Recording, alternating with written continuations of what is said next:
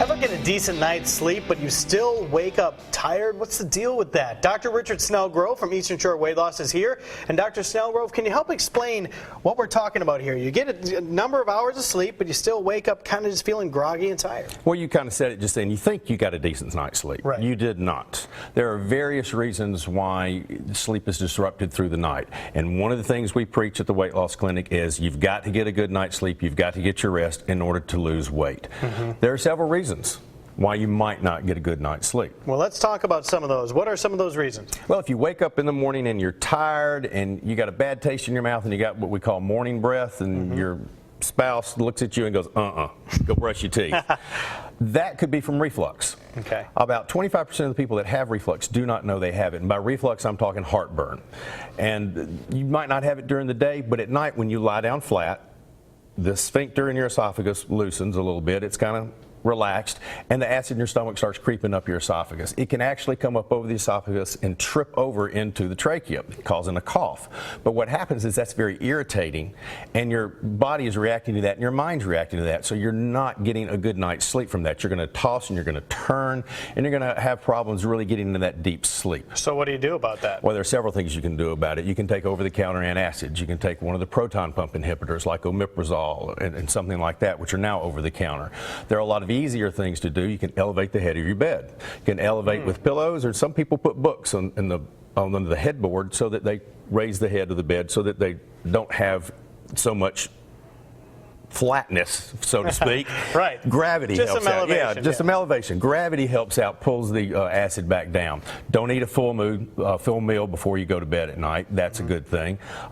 Lay on your left side instead of your right side. Studies have shown that if laying on your right side increases the risk of reflux or heartburn, so roll over on your left side. Well, there's several other more reasons. We're going to have all of them on our website, but let's hit maybe two more of the big ones. Let's talk about two more of these. Let's talk about two more. Let's talk about snoring and sleep apnea. We'll combine two into one. The snoring. Snoring and sleep apnea go hand in hand. You can snore and not have sleep apnea, but most of the time if you have sleep apnea, you're snoring. And what snoring is you're in a position where you're closing your throat up or your tongue is backing up and blocking the airway and you're making a lot of noise. You don't get a lot of oxygen that way, and your mouth and your throat are tense when that happens, so your brain is not letting your body relax. Not getting enough oxygen, your brain will sense that and say, wake up, and it'll wake you up and you're not going to get a good night's sleep. Now, sleep apnea is a little bit worse because you actually decrease the amount of oxygen in your bloodstream while you're sleeping, and at that point your body wakes you up and you toss and turn. Sleep apnea and low oxygen at night can cause a number of things, a number of cardiac problems that can go along with that. So fixing that is a very big key to getting a good night's sleep. How do you fix that? Lose weight.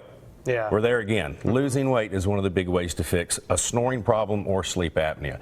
If that doesn't help, go see your doctor. Talk to him about getting a sleep study. A cheap, easy way to find out if you're eligible for a sleep study is have your doctor arrange for you to have an overnight oxygen test. They'll come to the house, they'll put a little oxygen monitor either on your ear or your finger. You sleep through the night. It measures the amount of oxygen in your bloodstream all night long. You look at that. If it dips down below a certain level, you're eligible for a sleep study. There's several good places in Baldwin and Mobile County to have sleep studies done. Lots of the good doctors are doing them. That way you can get the proper care and proper treatment to get a good night's sleep.